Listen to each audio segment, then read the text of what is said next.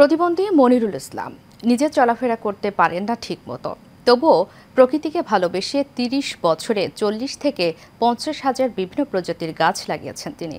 এর বেশিরভাগই ঔষধি গাছ। চাঁপাইনবাবগঞ্জ প্রতিনিধি আলামিনের তথ্য ছবিতে আরও জানাচ্ছেন শেখ ফাহিম। চাঁপাইনবাবগঞ্জের শিবগঞ্জ উপজেলার ঘোড়াপাখিয়া ইউনিয়নের দেবোত্তর গ্রামের বাসিন্দা শারীরিক প্রতিবন্ধী মনিরুল ইসলাম।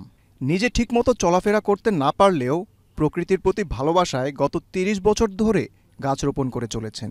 শুধু নিজ গ্রামেই নয়, আশেপাশের অন্তত ১০ গ্রাম জুড়ে গাছ লাগিয়েছেন তিনি।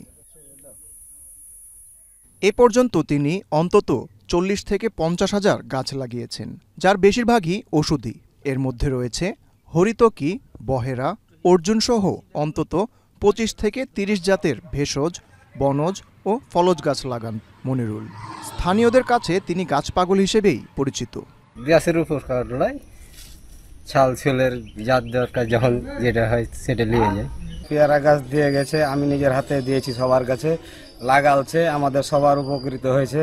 মনির ভাই আমরা কখনো দেখিনি, চিনি না, ওই আমাদের সাহায্য করছে, এটা অনেক কিছু, ওনাকে অনেক ধন্যবাদ। মনিরুলের এই উদ্যোগে পাশে থাকার আশ্বাস বন বিভাগের। আমি এখানে আসার পর থেকে তাকে দেখছি, বিভিন্ন সময় সে বন বিভাগে যোগাযোগ করে এবং নিজ উদ্যোগে চারা নিয়ে বিভিন্ন জায়গায় রোপণ করে।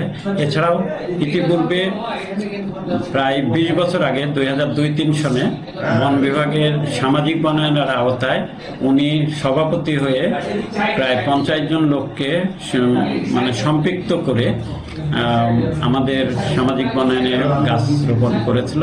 মনিরুলের মতো এমন মহৎ উদ্যোগ দেশব্যাপী ছড়িয়ে দেওয়ার আহ্বান সচেতন মহলের। Sheikh Fahim, Asian television.